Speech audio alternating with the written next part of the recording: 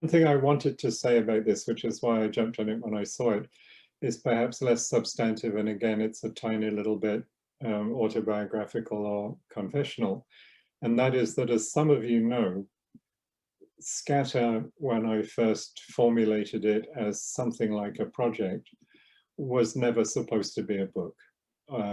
Certainly not a printed volume or two printed volumes.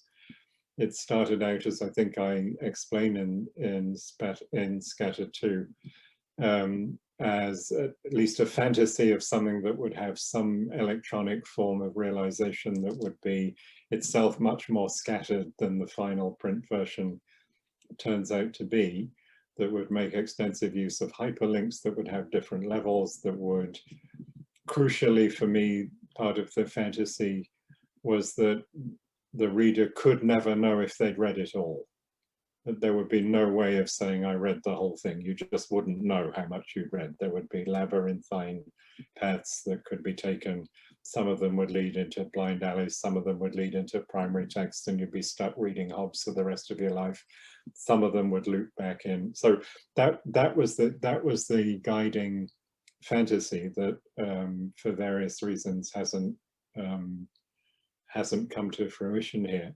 So there was definitely in the thought of the project already a relationship to the material mediations you're talking about, Sergio, that mean that the form of the book has a certain political import, let's call it, say it like that, that presumably in order to be consistent with the kind of thinking that I'm defending here, one would need to question in a way that, in fact, it has not been genuinely questioned in this case.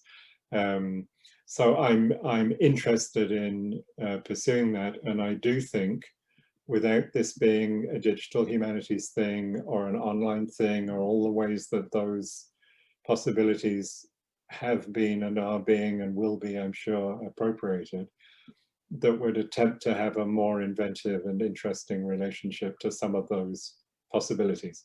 Because of course, some of the erudition involved is also much helped by electronic texts that are searchable, that in some cases have already been marked up in certain ways, that are available online. Because one thing you can say about textual material available online is that the Christians and the Marxists have both done a terrific job in making their materials easily available, searchable. They provide a lot of tools of erudition built into the way they've related to that material. So I'm genuinely interested in pursuing that.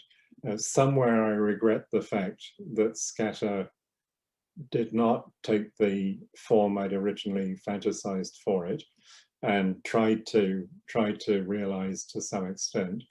And I think, Naomi, just in passing, that the only reference I ever make to scat as a form of singing, to scatting, is in fact in an earlier version that was attempting to capture some of that more electronic, scattered version of things.